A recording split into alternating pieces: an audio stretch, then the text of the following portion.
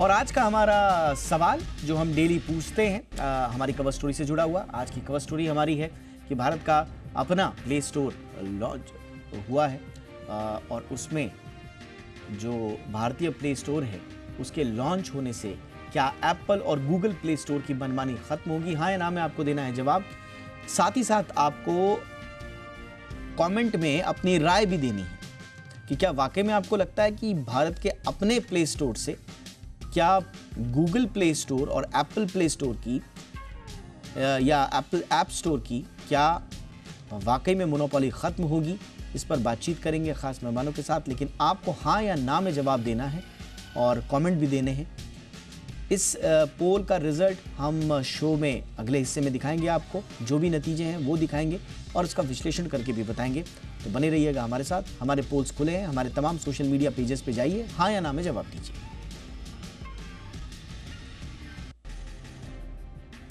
और अब फटाफट अंदाज में देख लेते हैं टॉप न्यूज में वो तमाम खबरें जो सुबह से शाम तक रही सुर्खियों में। एमएसपी पर कानूनी गारंटी की मांग कर रहे किसानों ने आज फिर दिल्ली कूच कर दिया। सरकार के साथ 4 दौर की बातचीत बेनतीजा रहने के बाद आज हजारों किसान दिल्ली से करीब 200 किलोमीटर दूर पंजाब हरियाणा के शंभू बॉर्डर पर पहुंच गए और दिल्ली चलो मार्च के तहत आगे बढ़ने लगे। तभी उन पर आंसू गैस के गोले दागे गए। इसके बाद मौके पर जमकर बवाल भी हुआ। आपको बताएंगे लगभग 14,000 किसान पंजाब हरियाणा सीमा पर दिल्ली कूच के लिए इकट्ठा हुए। हालांकि उन्हें रोकने के लिए प्रशासन भी पूरी तरह से मुस्तैद रहा।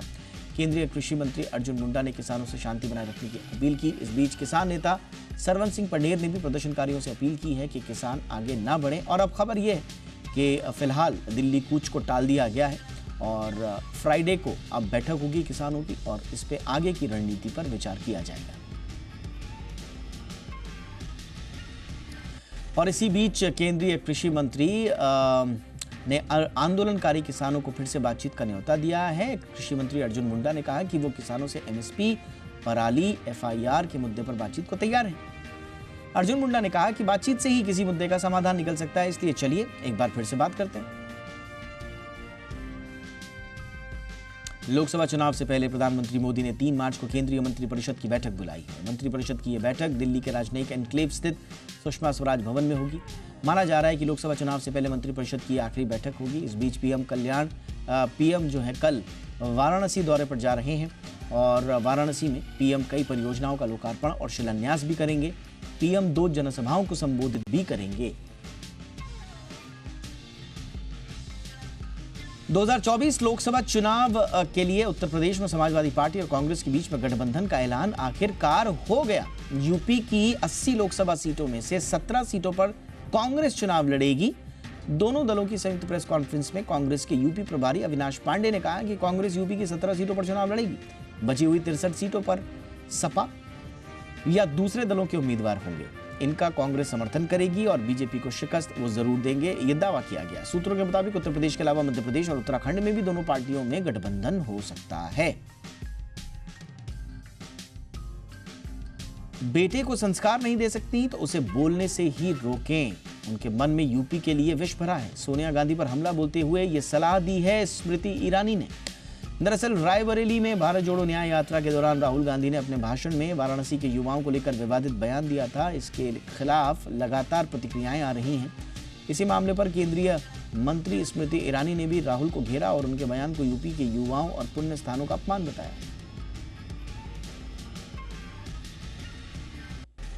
लोकसभा चुनाव से पहले 3 मार्च को पटना के गांधी मैदान में गठबंधन की जन विश्वास महारैली होने जा रही है। इस रैली में राहुल गांधी रहेंगे, तेजस्वी यादव रहेंगे, लालू प्रसाद यादव रहेंगे। इसके अलावा लेफ्ट पार्टी से दीपांकर भट्टाचार्य होंगे, सीताराम येचुरी होंगे और डी राजा भी शामिल होंगे। उम्मीद जताई जा रही है कि इस महारैली में 10 लाख लोगों की भीड़ जुटने जा रही है।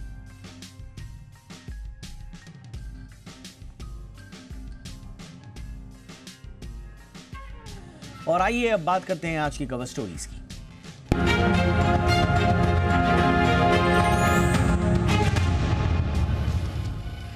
भारतीय यूजर्स को ध्यान में रखते हुए फोन पे ने आज इंडस ऐप स्टोर लॉन्च कर दिया है और इस पर भारतीय ऐप डेवलपर्स फ्री में ऐप रजिस्टर कर सकते हैं और इस्तेमाल के लिए कोई कमीशन भी नहीं है। बताया जा रहा है कि अब तक 300 कंपनीज ने इस पर रजिस्टर किया भी ऑलरेडी कर दिया है। आज हम इसी पर बात करेंगे कि क्या भारत के अपने ऐप स्टोर के आने से गूगल और एप्पल की मनमानी बंद होगी। पहले ये रिपोर्ट देखिए, खास मेहमान के साथ मैं लौट रहा हूं।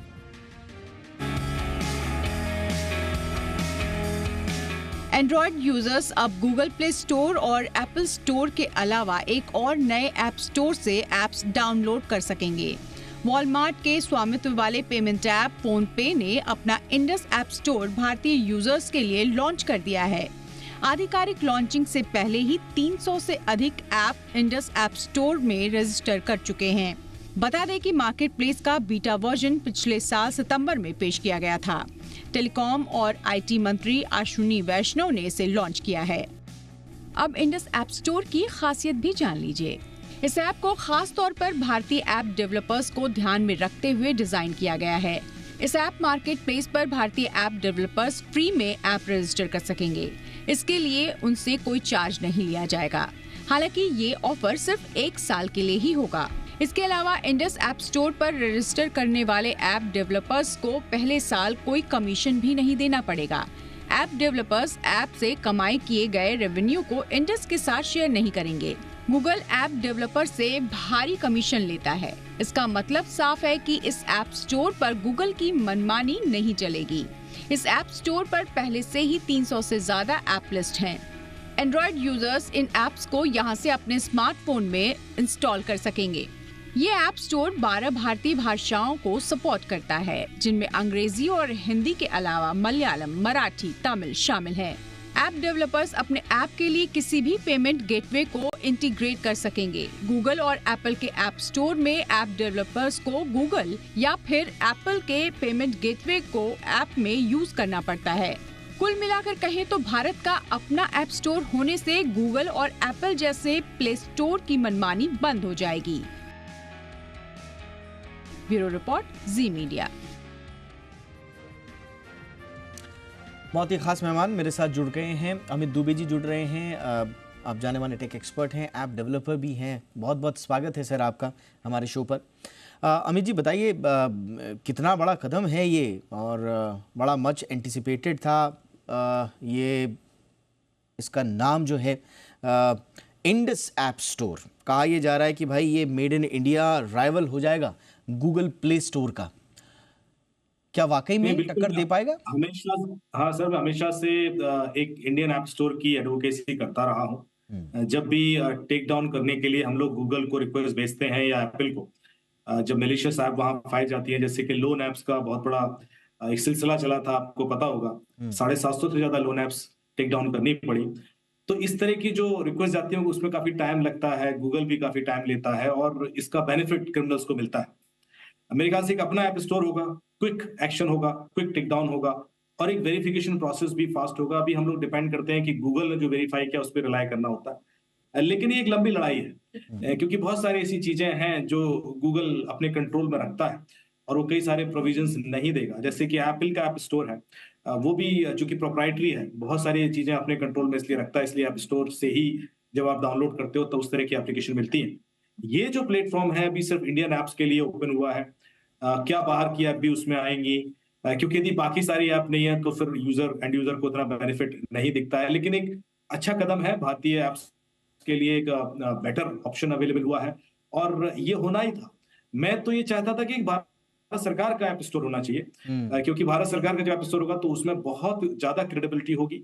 लेकिन अच्छी बात है, एक मेक इन इंडिया प्रोडक्ट है, क्रेडिबल प्रोडक्ट है और इस लड़ाई में हमेशा से जो मेक इन इंडिया के लिए मैं हमेशा कवायद करता रहा हूं।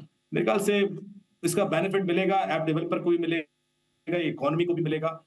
इतना दिक्कत होती है, अभी मैंने एक ऐप लॉन्च की सिक्योरिटी को लेकर, मुझे कम से कम 2 महीने लग गए सिर्फ गूगल से अप्रूवल लेने के लिए और 3 महीने लगे एप्पल से अप्रूवल लेने के लिए। आप सोचिए, 2-3 महीने हम लोग सिर्फ मेल एक्सचेंज करते रहे और उसके बाद जाकर वो अप्रूवल मिलता है। ऐसी और लोगों को भी दिक्कतें आ रही होंगी।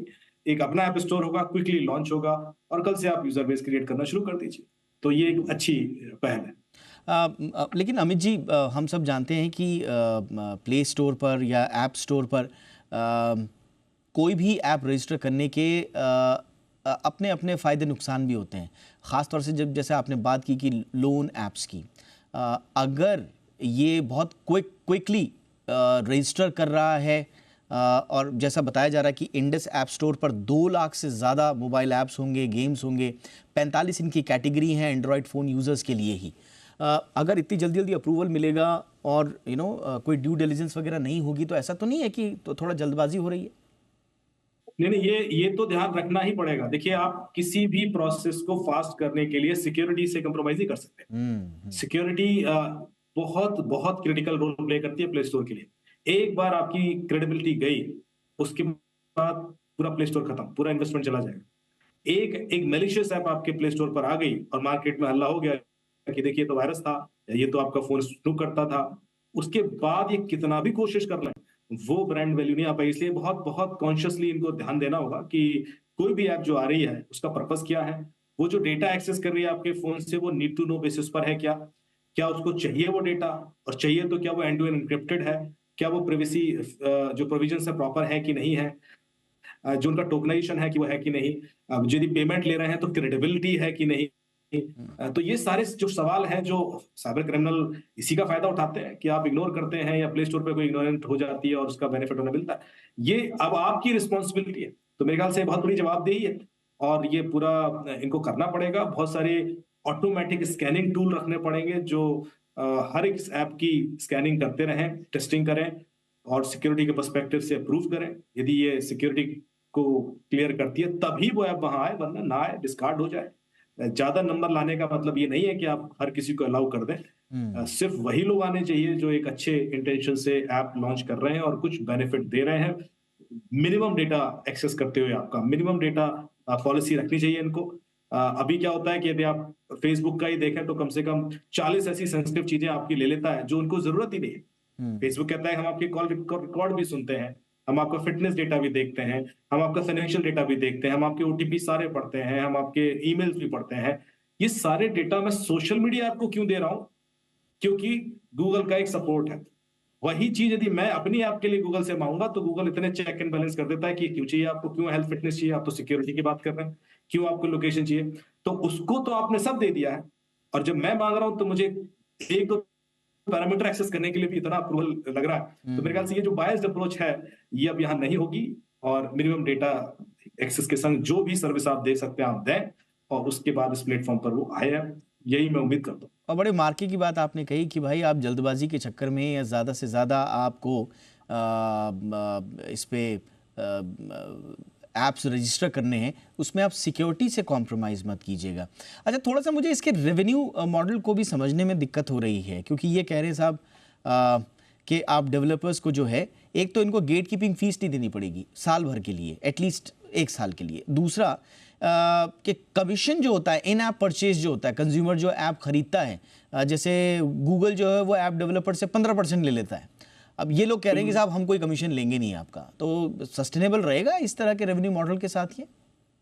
नहीं, बिल्कुल। देखिए, अभी नहीं ले रहे हैं, लेकिन एक बार बेस बन गया तो ये पॉलिसी चेंज कर सकते हैं और यही रहता है। देखिए, हम बहुत सारी ऐसी सर्विसेज हमने देखी कि पहले फ्री ऑफर होती है और उसके बाद बिल आना शुरू हो जाता है, तो वही इनके संग होगा, लेकिन रेगुलेटेड होगा। क्योंकि देखिए, भारतीय प्लेटफॉर्म है, जो भी होगा एक कंसेंसस के साथ होगा, मैं उम्मीद करता हूँ। ऑटोक्रेसी नहीं होगी। जैसे एप्पल का देखिए तो वो तो 30-40% भी लेते हैं अलग अलग सिनेरियोज में। तो ये जो चीजें हैं वो अब एक यूनिफॉर्माइजेशन होगा, पॉलिसी बनेगी और पॉलिसी के हिसाब से चीज हो तो फिर भी लोग ट्रस्ट करते हैं। कोई कुछ भी ले बिकॉज ऑफ ऑटोक्रेसी, वो ठीक नहीं होता मेरे ख्याल से। वो चीज अब यहाँ खत्म होगी और भी प्ले स्टोर आने चाहिए। मैं तो कहता हूँ ऐसा नहीं कि एक ही रहे, ये एक अच्छा स्टेप है। और भी कंपनीज है प्ले स्टोर लेके आए और अपनी एक वैल्यू ऑफर करें कि भाई मेरे प्ले स्टोर पर में ये खास बात है। देखिए, सबको रेवेन्यू कमाना है, कोई कम कमाएगा। अब यूपीआई है, यदि आप यूपीआई का स्ट्रक्चर देखेंगे तो टेक्नोलॉजी ना फोन पे या भारत पे या पेटीएम किसी की डिफरेंट नहीं है, टेक्नोलॉजी तो एक ही है। या पीछे से जो बैकएंड है वो तो एनपीसीआई का है, national payment corporation of India. ये तो सिर्फ एक ऐप है जो आपको अलग अलग ऑफरिंग के संग मैं इतना परसेंटेज लूंगा, उतना परसेंटेज लूंगा, एक सर्विस ऑफर कर रहा है। और बैकएंड तो एनपीसीआई का, लेकिन उसके बावजूद हमारे सामने 10 ऑप्शंस अवेलेबल है। उसी तरह प्ले स्टोर का गेम है, आप 10 ऑप्शन दे दीजिए यूजर को, उसमें किसी को रेवेन्यू कहीं से ज्यादा मिल रहा है उधर चला जाएगा। तो ये मेरे ख्याल से कॉम्पिटिटिवनेस जरूर होगी और दूसरे लोग इसके लिए प्रेरित होंगे कि वो भी ऐप स्टोर लेके आए। अच्छा अमित, आपने बताया भी और हमारी इस बारे में काफ़ी पहले बातचीत भी होती है कि कोई भी मैलिशियस या तो आपका प्ले स्टोर में कोई ऐप आ जाए या कोई गलत इंटेंशन के साथ ऐप आ जाए, उनकी भरमार हम देखते हैं कि एप्पल स्टोर प्ले स्टोर पर दोनों जगह भरमार थी। उनको टेक डाउन करने में एक लंबा प्रोसेस लगा। लोन ऐप हम जानते हैं, हम 2021 से ये लड़ाई लड़ रहे हैं, 2020 से लड़ाई लड़ रहे हैं, और तब जाके आरबीआई ने धीरे धीरे शनय शनय करके उनको निकाला और एक लंबी प्रोसेस लगी। फिर ऐप डेवलपर पॉलिसी भी चेंज करी, गूगल ने भी, एप्पल ने भी, तो थोड़ा अब वहां पर उनके नज़र में ये है कि साहब हम थोड़ा सा चेक रख रहे हैं। लेकिन अब अगर खुद का हमारा मेड इन इंडिया एक स्टोर होगा, तो इसमें इस तरह के ऐप्स को टेक डाउन करने में और जो कार्रवाई की दरकार हम हमेशा आपके साथ बातचीत में करते भी हैं, वो कितना पेसअप होगा? देखिए, वो दोनों को बेनिफिशियल है। यदि गवर्नमेंट रिक्वेस्ट करती है, डेफिनेटली एक इंडियन जो ओनर है कंपनी का, वो डेफिनेटली क्विक एक्शन लेगा, क्योंकि उसका बिजनेस यहाँ है, उसके और भी बिजनेसेस यहाँ हैं। वो एक अलग तरह का रिलेशन बिल्ड करके रखता है। जो बाहर के लोग हैं, जिनका यहाँ ऑफिस भी नहीं है, और वो लोग जब यहाँ पॉलिसीज को चैलेंज करते हैं, तो उनके रिस्पॉन्सेज अलग होते हैं, टाइम लगता है। वो कहते हैं हम तो यूएस के हिसाब से डिसीजन लेंगे, ये हमारे पॉलिसीज के हिसाब से ठीक नहीं है, इसको हम अभी रिमूव नहीं कर सकते हैं। ये सारी जो टू एंड फ्रो ईमेल्स चलती रहती हैं, उसमें डिले होता है। Indian mindset, Indian challenges clearly communicate होते हैं। आप एक फोन कॉल अवे हैं, आप सीधे ओनर को अप्रोच कर सकते हैं। बहुत ज्यादा जो प्रोसेस का डिले है वो बच जाता है। तो मेरे ख्याल से उस वजह से जैसे आप रिक्वेस्ट करेंगे वो टेक डाउन हो जाएगा। लेकिन उसका फायदा फोन पे को भी होगा या इंडस को भी होगा, क्योंकि इंडस बहुत क्रेडिबल हो जाएगा कि भाई बाकी जगह फ्रॉड ऐप्स हो सकती हैं या गड़बड़ हो सकती है, मैलिशियस ऐप हो सकती हैं, लेकिन इंडस पर नहीं होगी। तो यदि ये माइंडसेट बन गया, तो उसका सीधा सीधा बेनिफिट इंडस को होगा कि भाई हमारे खिलाफ कोई भी कंप्लेन आती है, हम तुरंत रिमूव करते हैं, हम उसके बारे में ज्यादा सोच विचार नहीं करते। उसके बाद यदि वो दोबारा अपील करे, दोबारा पास करे वो पूरे प्रोसेस और आ जाए तो अलग बात है। लेकिन आज हमारे पास टेक डाउन रिक्वेस्ट आई और हमने उसको सस्पेंड कर दिया जी, तो कम से कम हजारों लाखों लोग लुटने से बच जाएंगे, उनका नुकसान नहीं होगा। तो ये एक मेरे ख्याल से पॉजिटिव स्टेप भी हो सकता है, उसका बेनिफिट भी मिलेगा इंडस को, यदि वो फास्ट ओके। स्टेप उठाते हैं, क्विक करते हैं इसको। अब मेरा आखिरी सवाल आपसे रहेगा और उसके बाद हम पोल्स भी दिखाएंगे। बहुत सारे लोगों के रिएक्शंस भी आए हैं, बड़े शानदार शानदार रिएक्शंस, वो भी दिखाएंगे। बट मेरा आखिरी सवाल रहेगा कि एक आम यूज़र के लिए ऐसा तो नहीं है कि साहब देखिए ये कॉम्पिटिटिव तो होगा, लेकिन ऐसा तो नहीं है कि साहब मेरे को मैं अगर इंडस से कुछ ऐप डाउनलोड करना चाहता हूँ या मेरे को कोई ऐसा ऐप चाहिए जो गूगल प्ले पे मुझे दिखा था, एप्पल स्टोर पे मुझे दिखा था, लेकिन यहाँ मौजूद नहीं है। एक यूज़र के लिए किस तरह का रहने वाला है, अवेलेबिलिटी के हिसाब से, डाउनलोडिंग के हिसाब से किस तरह का एक्सपीरियंस रहने वाला है? देखिए, एक ट्रांजिशन फेज तो होगा। हाँ, अभी सारी ऐप तो यहाँ है नहीं, तो एक जो आदत है हमारी कि हम वहीं पर ढूंढ लेते हैं। लोगों को ये बताना भी कि भाई ऐसा कोई प्ले स्टोर है, इनको भी बहुत एफर्ट लगेगा। इस प्लेटफॉर्म के माध्यम से आप बता रहे हैं, पता होगा, धीरे धीरे ये लोगों तक पहुंचेगा भी। दूसरा, उसको हर तरह की ऐप अभी मिलेंगी भी नहीं तो ये भी एक चैलेंज है कि उस 2 प्ले स्टोर से एप्लीकेशन इंस्टॉल करनी है। तीसरा एक और चीज है कि अभी जो सिलेक्शन है वो सिर्फ इंडियन ऐप्स के बीच में हो रहा है। अच्छा, जो मैं बात कर रहा हूँ कि बहुत सारी ऐसी ऐप्स हैं जो बाहर की हैं, ओनर भी बाहर के हैं, प्ले स्टोर पर मिलती भी हैं, एक ही कैटेगरी में हजारों ऐप मिल जाती हैं। अभी उस तरह की फ्लेक्सिबिलिटी इंडस के पास नहीं होगी और इस वजह से यूजर उतना अट्रैक्ट नहीं होगा, लेकिन इवेंचुअली होगा, ये मैं पूरा विश्वास कर रहा हूँ, क्योंकि इस प्लेटफॉर्म की जरूरत थी।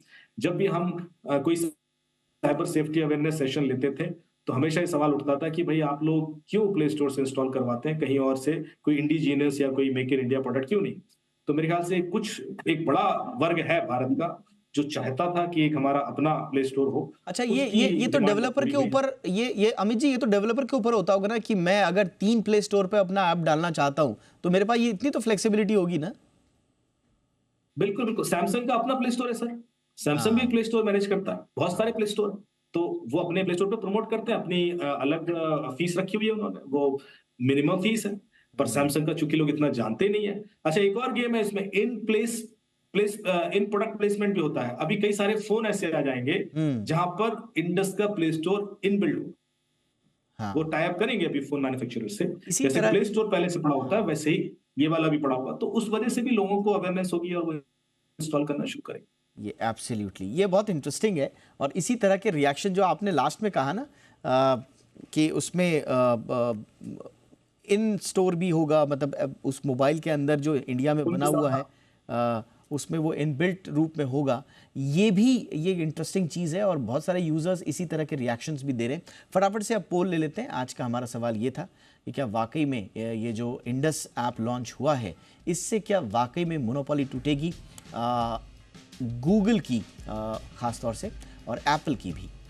देखिए, बहुत ज़्यादा सकारात्मक हैं लोग, बहुत ज़्यादा उम्मीद ज़्यादा हैं लोग, और 70% लोग कह रहे हैं कि बिल्कुल साहब, अगर भारतीय प्ले स्टोर आ गया, जो लॉन्च हुआ ही है आज, तो भारतीय प्ले स्टोर अगर आ गया तो इससे एप्पल और गूगल प्ले स्टोर की मोनोपोली यानी कि मनमानी ख़त्म होगी। 70% लोगों का हाँ में जवाब है। 30% लोग अभी भी नहीं मान रहे, मोनोपोली इनकी नहीं ख़त्म होगी। संभवतः ये इशारा इस बात का कर रहे हैं कि एक अरसा लगा है लोगों को वाबस्ता होने में गूगल और प्ले स्टोर से। अब कोई नया है तो संभवतः इतनी जल्दी नहीं होगा, पर बहरहाल ये है आज का पोल। और साथ ही साथ हमारे पास कुछ ना बड़े इंटरेस्टिंग से रिएक्शन से भी आए हैं।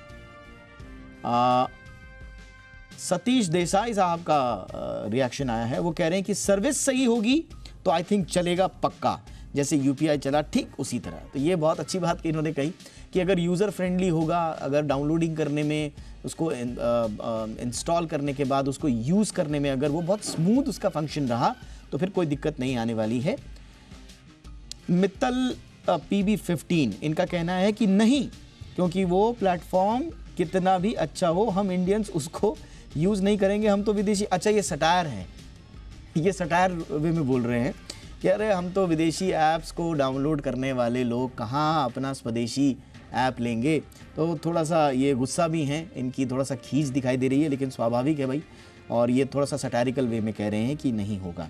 इसी के साथ विद विश्वा करके एक हैंडल है, वो कह रहे हैं कि I don't think so until and unless we don't have own operating system. अच्छा, ये भी कह रहे हैं कि अपना ही ऑपरेटिंग सिस्टम अगर हो फ़ोन का, तो फिर इस तरह के उसमें प्ले स्टोर बनाने का मज़ा ही कुछ और है। तो ये भी है। और निज़ाम खान हैं जो कह रहे हैं कि वोकल फॉर लोकल, ये कह रहे हैं कि साहब लोकल की आवाज़ बनिए आप। और आकाश 82945 कह रहे हैं कि हाँ, ये अच्छा साबित होगा। तो ये है उन लोगों के रिएक्शंस। इसके अलावा भी बहुत सारे लोगों के रिएक्शंस थे, अनफॉर्चुनेटली हम सबको नहीं ले पाए, बट सभी लोगों का बहुत बहुत शुक्रिया जिन लोगों ने भी कमेंट्स किए हैं। बड़ा अच्छा लगता है, आप इस तरह से हमारे शो का हिस्सा बनते हैं, तो आपकी बात को हमें आगे रखने में मज़ा भी आता है। बहुत बहुत धन्यवाद अमित जी। एक और जटिल विषय था, हमने सोचा कि किसको बुलाया जाए, कौन इसको अच्छे से बताएगा, तो पहला नाम आया अमित जी का और बड़ा अच्छा नाम याद आया और आपने बहुत अच्छे तरीके से समझाया, इसको ब्रेक डाउन किया हमारे दर्शकों के लिए। Thank you sir, thank you so much. Break के बाद आपका स्वागत है। देश के सीए कनाडा और यूके में अब प्रैक्टिस कर पाएंगे। यही नहीं, कनाडा और यूके के सीए भी भारत में आकर प्रैक्टिस कर सकेंगे। ICAI के प्रेसिडेंट रणजीत अग्रवाल का कहना है कि इंडिया की यूके और कनाडा के साथ फॉरेन ट्रेड एग्रीमेंट का ये एक हिस्सा है। उन्होंने कहा कि FTA अगर पास होता है तो दोनों देशों के सीए एक दूसरे के देश में आकर काम कर पाएंगे। इसी तरह की बातचीत ऑस्ट्रेलिया के साथ भी चल रही है। ICAI के प्रेसिडेंट रणजीत अग्रवाल ने और क्या कुछ कहा, आप भी सुनिए। हमारे साथ हैं ICAI के नए president Ranjit Agarwal sir. Sir, आपके पास 1 साल का समय है जी एज ए प्रेसिडेंट। सर, क्या एजेंडा है, क्या इन 1 साल में आप ICAI की लाइफ में बदलने वाले हैं? धन्यवाद, आपके बहुत बहुत धन्यवाद जो आपने ग्रीट किया। मैं 12 फरवरी 2024 को इस संस्थान का 72nd प्रेसिडेंट बना हूँ और मैं 8 साल से इस इंस्टीट्यूट की काउंसिल में हूँ। तो हमने इस शूट को पूरी तरह से देखा है, समझा है, और जो विज़न होते हैं हर आदमी के कि कुछ हम इम्प्लीमेंट करें जब लीडरशिप रोल मिलेगी, तो हमने भी अपने विज़न बनाए हैं। हमने एक विज़न बनाया है दृष्टि का। Drishti stands for DRISSTI, D for digitalization, R for research, I for आपका independence, S for skill, H for hand holding, T for transparency and I for integrity. तो ये जो वर्ड्स हैं सारे, इन सारे वर्ड्सों को मिला के जो जो विज़न हम बना पाए हैं, जैसे I for AI in ICI, that is the technology. So now the technology is so important for student and member. तो इसीलिए हमने एक कमिटी भी बनाई है, how AI can be incorporated in ICI for student, for member and for employee. हम एक e office का भी कंसेप्ट लाएं, जिसमें कि जितने भी हमारे एडमिनिस्ट्रेटिव रोल है, जितने भी फंक्शनिंग है, वो सारे पेपरलेस हो जाए। तो वो एक मेथी मिनिस्ट्री के अंदर में NIC के द्वारा इस टूल को हमने लिया है और वो इम्प्लीमेंट किया है। जो बच्चे हैं, बच्चों को जो उनके सिलेबस हैं, जो स्टडी मैट है, उसको कैसे हम बेस्ट फैकल्टी से रिकॉर्ड करा के उनको ऑनलाइन यूट्यूब पर वो वीडियो लेक्चर अवेलेबल करा सके, वो भी हमारा इस साल का प्लान है।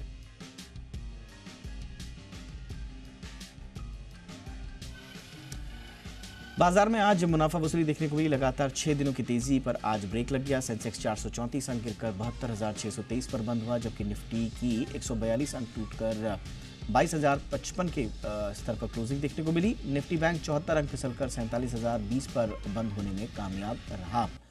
आज मार्केट का पूरा एक्शन बताएंगे कुशल गुप्ता।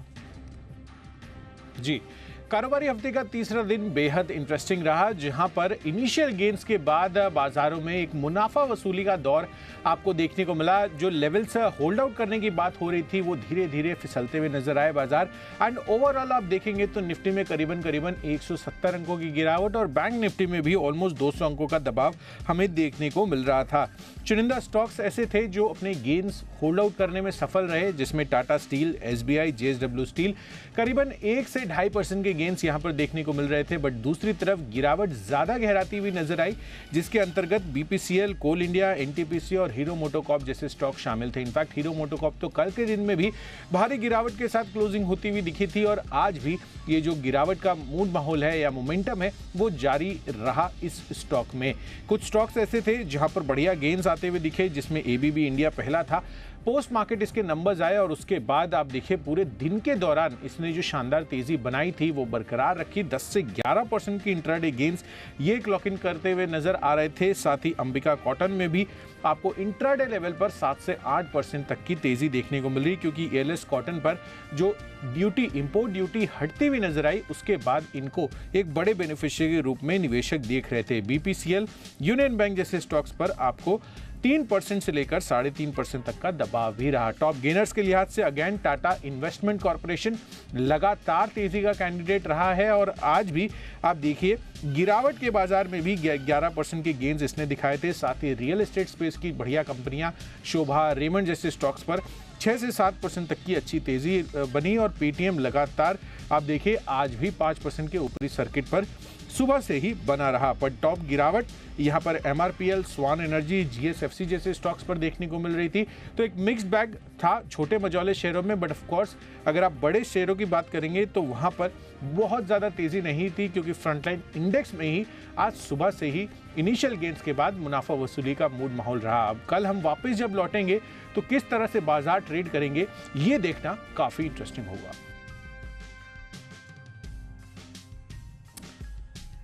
संसद में पेश किए गए 2024-25 के अंतरिम बजट में एक ऐसी बात हुई जिस पर ध्यान किसी का उतना ज्यादा नहीं गया, लेकिन अब उस पर काफी विचार मंथन चल रहा है। और यह फैसला था भारत की ओर से UN फंडिंग में कटौती का फैसला। जी हां, इंटरिम बजट 24-25 में जो कि फाइनेंस मिनिस्टर निर्मला सीतारमन ने पेश किया, उसमें इंटरनेशनल बॉडीज जिसमें UN भी शामिल है, उनका 35% से ज़्यादा जो फंडिंग है उसको कट कर दिया गया, अगर आप रिवाइज एस्टिमेट देखें 2023-24 की तुलना में। और इसके साथ साथ अगर आप देखें तो 2024-25 के इंटरिम बजट में इसमें 558 करोड़ रुपए का प्रावधान किया गया है इंटरनेशनल बॉडीज़ के लिए।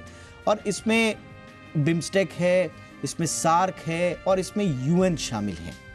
अब सवाल यह है कि भारत ने अपना जो कंट्रीब्यूशन है यूनाइटेड नेशंस में उसको कट करके क्या सही किया? देखिए, कुछ जानकारी ये कह रहे हैं कि साहब ये तो बड़ा अच्छा वेलकम मूव है। वेलकम मूव इसलिए है कि आपको UN परमानेंट सदस्यता दे नहीं रहा है यूनाइटेड नेशन सिक्योरिटी काउंसिल में, और आप उसको फंडिंग पे फंडिंग दिए जा रहे हैं। तो ये कहाँ का न्याय हुआ? ये तो भारत के साथ अन्याय है। इसके अलावा UN पीस कीपिंग मिशन में अगर आप देखें तो सबसे ज्यादा भारत अपनी फोर्सेस को भेजने वाला देश है। अब लोगों का यह कहना है कि आपने फंड को कट किया, ये बहुत अच्छी बात है, अब एक और स्टेप आप उठाइए। अब ये कहा जा रहा है कि Bharat UN peace keeping mission में भी अपना कट करे, यानी कि अपने जो हम सैन्य कर्मी भेजते हैं शांति मिशनों में उनको भी कम किया जाए। तो क्या ये लॉजिक जो है वो तर्कसंगत है? क्या वाकई में इस तरह से हमें यूएन की सिक्योरिटी काउंसिल में परमानेंट मेंबरशिप मिल पाएगी? क्या इससे हम कोई दबाव बना पाएंगे? और क्या वक्त आ गया है कि भारत अब यूएन की फंडिंग में और कटौती करे? पूरी दुनिया में इस बात पर चर्चा हो रही है कि यूएन की अपनी प्रासंगिकता आज के वक्त में क्या है। क्या यूएन का जो मैंडेट था, जो यूएन को पूरी दुनिया में शांति व्यवस्था और एक पूरी तरह से पूरी दुनिया को व्यवस्थित रखने की जो उसकी प्राथमिक जो जिम्मेदारी थी, क्या वो उसमें कामयाब हो पाया है? और अगर वो उसमें कामयाब नहीं हो पा रहा है और साथ ही साथ में वो भारत के हितों की अनदेखी कर रहा है, तो क्या हमें फंडिंग को जारी रखना चाहिए? और साथ ही साथ में क्या हमें यूएन सिक्योरिटी काउंसिल में अपनी परमानेंट सीट पर दबाव बनाने के लिए फंडिंग में कटौती करनी चाहिए? ये पुरानी बहस है, लेकिन सतह पर फिर आई है इस बार के अंतरिम बजट में यूएन फंडिंग में कटौती के बाद। तो क्या हम सही दिशा में जा रहे हैं? क्या ऐसे ही बात बनेगी? इस पर बातचीत करने के लिए रॉबिन सचदेव इस वक्त हमारे साथ जुड़ चुके हैं, जाने माने विदेश मामलों के जानकार हैं। बहुत बहुत स्वागत है रॉबिन सर आपका। Thank you sir, a pleasure आपके साथ always. Welcome sir once again. कितना प्रैक्टिकल ये लॉजिक लग रहा है सर कि सब कह रहे हैं कि साहब ठीक किया आपने और अभी तो आप यूएन पीस कीपिंग फोर्सेस में भी कटौती कीजिए। रॉबिन सर आवाज आ रही है? नहीं, आवाज थोड़ी कट कट के आ रही है, फिर से आप बोलेंगे प्लीज। हाँ सर, ये जो यूएन के फंड में कटौती की है इसका तो लोग वेलकम कर ही रहे हैं और कह रहे हैं कि आप यूएन पीस कीपिंग जो फोर्सेस भेजते हैं उनको भी आप कम कीजिए। तो क्या ऐसे बात बन पाएगी सिक्योरिटी काउंसिल में परमानेंट जगह के लिए सर? मेरे विचार से बिल्कुल नहीं बन पाएगी। पहली बात देखिए, दो चीजें हैं। यूएन सिक्योरिटी में हमें सीट नहीं मिल पाएगी। पॉइंट इज 5 देश है जिनके पास वीटो की पावर है। अब प्रश्न ये है कि इन 5 के अलावा कौन 1 या 2 या 4 देश ऐड कर दिए जाएं यूएन सिक्योरिटी काउंसिल में जिनके पास वीटो पावर हो। आप समझिए, अगर एक 200 लोगों की संस्था है जैसे यूएन है 190 समथिंग, उसमें आप 5 के पास कंट्रोलिंग पावर है, आप क्या किसी से शेयर करेंगे? मैं तो नहीं करूंगा। आप सोच लीजिए, हमें यूएन सिक्योरिटी काउंसिल में परमानेंट सीट मिलने के चांस बहुत बहुत कम है। 1 बट सेकेंड, यस, यूएन का रिफॉर्म होना चाहिए, वो बात अलग है। तीसरी बात, अब ये जो बात हो रही कि हम पैसा काटते, हम देते कितना है यूएन को? हम मेरे ख्याल से पिछले उसमें हमने $30 मिलियन कंट्रीब्यूट करते हैं यूनाइटेड नेशन को, हम जीरो करते हैं। क्या फर्क? अमेरिका, जापान और बाकी देश बहुत ज्यादा। तो हमारे कंट्रीब्यूशन ठीक है, हमारा सिंबल इंडिकेट करेगा, हमारे विचार इंडिकेट करेगा कि हम नहीं देते। तो बात ये होती है कि आप कैंप के अंदर रह के कुछ करें या आप बोले भैया मैं तो कैंप के बाहर जाकर के मैं तो बहिष्कार कर रहा हूं। 1 सेकेंडली, यूएन सिक्योरिटी काउंसिल की हम ड्रीम है, लॉजिक है। यूएन का जो चार्टर है ना, उसमें कहा जाता है we the people of the world. इस वर्ल्ड में हम तो 1/5 या ऐसे कुछ 1/6 नंबर है, हमें होना चाहिए। परंतु जिस हिसाब से मामला स्ट्रक्चर हो गया, हम उसमें नहीं है। अब जिनके पास वीटो पावर है वो अपनी वीटो पावर कभी डायल्यूट नहीं होने देंगे। आप मोटा मोटा आप समझिए। Okay, at the same time हम कहते हैं कि हमें रोल भी चाहिए। तो हमें जो पुश करना है वो पुश करना है यूएन के रिफॉर्म को। हम कहते रहे सिक्योरिटी काउंसिल के रिफॉर्म को, वो बात अलग है, बट अदरवाइज यूएन के बड़े सारे और विंग्स हैं जहां बट यूएन का रिफॉर्म ही हम जो अवधारणा लेकर चल रहे हैं यूएन के रिफॉर्म की, हमारे लिए तो यूएन का रिफॉर्म ही रीस्ट्रक्चर करना है यूएनएससी को सर। आपने बिल्कुल सही कहा, ये बहुत इंटरेस्टिंग है। अगर आप 2023-24 का एस्टिमेट देखें तो हमने 382 करोड़ रुपए दिए थे यूएन को, अभी हमने उसको कट करके मेरे ख्याल से 54-55% कम कर दिया। 175 करोड़ का हमने प्रावधान सिर्फ किया है। तो ये कुछ ज्यादा मैटर नहीं, ये ज्यादा, हाँ, ये अमाउंट ज्यादा नहीं है। आप कह रहे हैं कि ये अमाउंट इतना ज्यादा नहीं है कि वो यूएन पर किसी तरह का कोई असर डाल पाएगा? यस, ये कुछ भी नहीं है। और अगर हम देखिए यूएन सिक्योरिटी काउंसिल में जो बात हो रही है सीट की, एक तो रहा है कि इंडिया, जापान, ब्राजील और एक और देश, ये सब चारों को ऐड होना चाहिए। तो हमने कम करा, क्या जापान ने कम करा? जापान सबसे बड़ा कंट्रीब्यूटर, मैं नंबर बोल रहा हूं उसका, for United Nations budget. Japan ने कितना कम करा? या तो ऐसा हो हम 4 देश बोले, India, Japan, I think Germany and one more, कि हम अपनी कंट्रीब्यूशन 0 करते हैं अनलेस यूएन रिफॉर्म हो। अगर हम अपनी कंट्रीब्यूशन 0 भी कर दें, यूएन सिक्योरिटी काउंसिल रिफॉर्म नहीं होने वाली। क्योंकि क्योंकि कोई भी जिसके पास वीटो पावर है वो अपनी वीटो पावर देगा नहीं, शेयर नहीं करेगा। क्यों करेगा? आप करोगे क्या? कॉमन सेंस सोचिए आप। तो ये जो कहा जा रहा है कि आपने पैसों में तो कटौती कर दी है, अब आप United nation peace keeping force में भी अपने कॉन्ट्रीब्यूशंस को कम कीजिए, जबकि हम पूरी दुनिया में एक तरह से इसे अपनी बड़ी स्ट्रेंथ के रूप में और दुनिया में शांति, अमन चैन कायम करने में हमारे सबसे बड़े कंट्रीब्यूशन के रूप में गिनाते हैं। तो क्या बात बनेगी सर इससे? No, beautiful point. पर इसमें फ्लिप साइड ये देखिए, जो पीस कीपिंग मिशंस होते हैं उसमें यूएन का रोल तो देखिए अलग रखिए ना। जब भारतीय हमारे पीस कीपिंग फोर्सेस सोल्जर्स जाते हैं, हमें मौका मिलता है उन देशों में जहां पर भी ये डिप्लॉय हुई, उन देशों के साथ, और उन देशों में हमारे प्रति सद्भावना बनती है। तो एक तरफ आप यूएन को अलग रखिए ना, हमारा पीस कीपिंग मिशन अगर हम यूएन के अंदर जाते हैं, अंगोला में, जिम्बाब्वे में, इथियोपिया में, कहीं भी, तो वहां पर जब हमारे इंडियन सोल्जर्स जाते हैं और हमें बजट दिया जाता है, see we make money, not make money, हमें पैसा मिलता है वहां अपनी फोर्सेस डिप्लॉय करने का, हमें पैसा दिया जाता है। जितना भी हमारे सोल्जर्स वहां जाते हैं, तो जहां वहां रहते हैं हम वहां शांति का प्रयास करते हैं। यूएन पीस कीपिंग लड़ती नहीं है, वो जाके बस इंश्योर करती है शांति हो, पर वहां के लोगों में सद्भावना बढ़ती है। लोगों को अफ्रीकन देशों में या जहां भी यूएन पीस कीपिंग फोर्स जाती है, उनको, क्योंकि वो देश इतने लड़ाई से त्रस्त थके हुए होते हैं, उन्हें लगता है कोई आ जाए हमें कुछ सकूर दे। वैसे में अगर हमारे इंडियन सोल्जर्स वहां होते हैं, तो उन देशों में भारत के प्रति एक पॉजिटिव सेंटिमेंट भी पैदा होती है, और हमें, हमारे को नंबर्स वाइज, आप बिजनेस चैनल, हमें हमें उसका खामियाजा मिल रहा है, ये मिल रहा है। तो अगर हमें उसकी खर्चा मिल रहा है और वहां जाकर के हम जो भी कर रहे हैं उसमें हमारे हमारे देश को, हमारे सोल्जर्स को इज्जत मिल रही है और कुछ पॉजिटिविटी बिल्ड हो रही है, तो बॉटम लाइन हमारे लिए अच्छा है ना। तो हमें अपनी पीस कीपिंग फोर्स को कम करने का मेरे विचार से बिल्कुल नहीं सोचना चाहिए। करेक्ट। यूएन में हम बजट कम भी कर दें वो बात अलग है, पर उसका कोई फर्क नहीं पड़ेगा। और यूएन सिक्योरिटी काउंसिल की सीट के लिए सोचना मेरे ख्याल से ठीक है, प्रेशर बनाते रहे यूएन पे, इमोशनल ब्लैकमेल करते रहे, जो भी करते रहे, हमें वो सीट मिलेगी नहीं। पर उसके अच्छा, आपने इस सवाल का एक बहुत ही मुकम्मल जवाब जो दिया वो अपने ओपनिंग रिमार्क्स में दिया।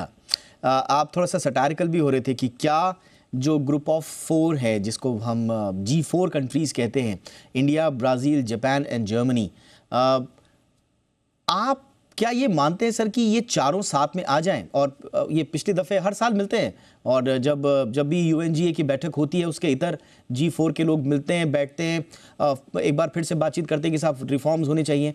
अगर ये एक मुश्त होकर, एकजुट होकर एक साथ कटौती कर दें बजट्स में और थोड़ा सा और प्रेशर बिल्डिंग एक साथ कर दे, तो तब क्या बात बन पाएगी सर? नहीं बन पाएगी, क्योंकि देखिए अभी नहीं बनेगी। हम जो ये 4 देश हैं, इसमें आ जाएगा अफ्रीका के रिप्रेजेंटेशन कौन करे। पहली बात तो फॉर्मूला क्या है, यूएन सिक्योरिटी काउंसिल रिफॉर्म करने का भी 5 है। ओके, मान लीजिए 4 सीट खोली जाती है, तो अफ्रीका की जो 1 seat African continent, 1 seat Latin continent, 1 seat here, 1 seat Japan, कौन डिसाइड करेगा कि किस जोन का रिप्रेजेंटेटिव कौन है जो कि उस सीट पे बैठे? और जो पहले 5 हैं, आप क्या सोचते हैं? कॉमन सेंस लीजिए ना, जिन 5 लोगों के पास डिसीजन मेकिंग है, अभी आज ही इजराइल को लेकर के, गाजा वॉर को लेके हुआ रेजोल्यूशन, उसमें अमेरिका ने वीटो कर दिया। आप क्या सोचते हैं, हम क्या सोचते हैं कि अगर वीटो पावर ये 5 से बढ़ के 9 को हो जाएगी, जिन 5 के पास है वो 9 को देंगे कि भाई मैं 4 और लेता हूं, अगर एक ने भी मना कर दिया तो वो चीज कैरी फॉरवर्ड नहीं होगी। कौन करेगा ये? कॉमन रियल पॉलिटिक्स में आप सोचिए, मैं केवल ये कहता हूं। Absolutely, yes sir. मुझे लगता है कि ये धरातल पर जो आपने सिचुएशन बताई, जो प्रैक्टिकल चीज़ें हैं उन पर आपने प्रकाश डाला। Thank you so much. थोड़ा हमको भी समझने में ये आसानी हुई कि भारत अगर इस तरह के मेजर्स अपनाता है तो क्या होगा। फंडिंग की जहाँ तक बात है, आपने सही कहा। अगर मैं फटाफट से अपनी बातों का टेक अवे लूँ, इतनी ज़्यादा फंडिंग नहीं है कि हम कोई बहुत ज़्यादा इन्फ्लुएंस कर पाएँ। दूसरा, पीस कीपिंग जो है, जो बहुत चर्चा चल रही है, आप सोशल मीडिया पे भी जाइए, खूब चर्चा चल रही है कि साहब हम ना इसके पक्ष में रॉबिन सचदेवा नहीं है। वो कह रहे हैं कि पीस कीपिंग को आप कम मत कीजिए, इनफैक्ट अगर बढ़ा सकते हैं तो बढ़ाइए, क्योंकि वो एक भारत को सॉफ्ट पावर के रूप में लैंड करने में बहुत इंपॉर्टेंट रोल अदा करता है। और दूसरा, हमारी जिम्मेदारी बताता है कि हमको एक जिम्मेदार नेशन के रूप में बताता है। बट इंटरेस्टिंग होगा ये देखना सर कि आगे किस तरह से चीज़ें आगे बढ़ती हैं। और फिलहाल बहुत बहुत शुक्रिया वक्त निकालने के लिए और इस विश्लेषण के लिए। Thank you so much sir. चलिए अब कुछ और खबरों का रुख कर लेते हैं बाजार से जुड़ी हुई। आज से जूनिपर होटल्स का आईपीओ खुला है। आईपीओ में निवेश को लेकर जी बिजनेस के मैनेजिंग डायरेक्टर अनिल सिंघवी की क्या राय है, आइए सुन लेते हैं।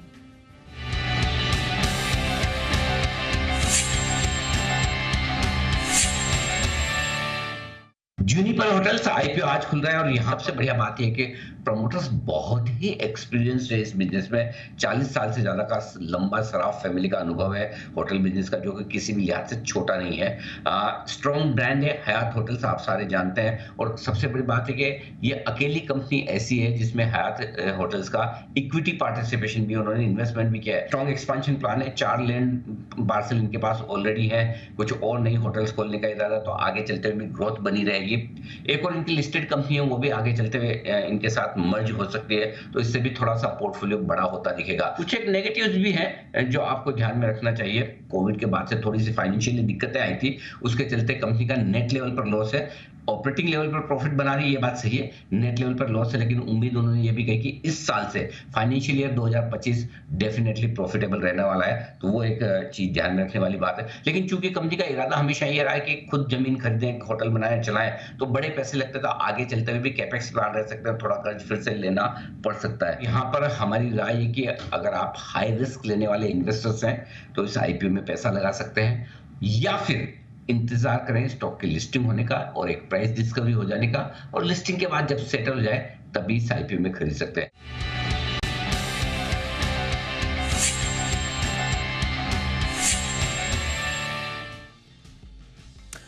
आर्टिफिशियल इंटेलिजेंस को लेकर यही आशंका जताई जाती रही है कि ये लोगों की नौकरी खा जाएगा, लेकिन कई रिपोर्ट्स ऐसी आ चुकी हैं कि ये नौकरी जितनी खाएगा उससे कहीं ज़्यादा ये नौकरियां जनरेट करेगा। वर्ल्ड इकोनॉमिक फोरम की हो या फिर हाल ही में नैस्कॉम की रिपोर्ट हो, यही कह रही है।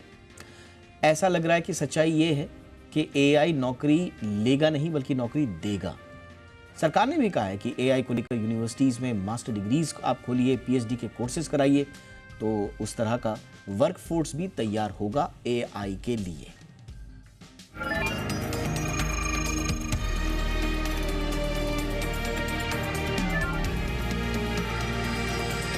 आर्टिफिशियल इंटेलिजेंस यानी एआई से रोजगार घटेंगे, इस बात को मन से बिल्कुल निकाल दीजिए। सच्चाई यह है कि एआई की बयार में नौकरियों के अवसर बढ़ रहे हैं और आने वाले दिनों में एआई बेस्ड नौकरियों की बहार होगी। ये हम नहीं कह रहे, बल्कि नैस्कॉम बीसीजी की रिपोर्ट में कुछ ऐसा ही कहा गया है। रिपोर्ट के मुताबिक 2027 तक भारत में एआई के बाजार के 17 अरब डॉलर तक होने की उम्मीद है। जाहिर है, जब एआई का बाजार जोर पकड़ेगा तो एआई दक्ष लोगों की दरकार भी होगी। अब एआई से जुड़े कोर्स की बात कर लेते हैं। खासकर इंजीनियरिंग में कई ब्रांचेस जैसे electronics, electricals, computer engineering, software engineering, robotics, mathematics जैसे कोर्सेज में आर्टिफिशियल इंटेलिजेंस की अहम भूमिका है।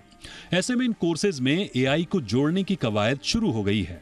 खासकर machine learning, deep learning, natural language processing, computer vision, image generator से जुड़े कुछ बेसिक कोर्स हैं जो एआई की दक्षता प्रदान करते हैं।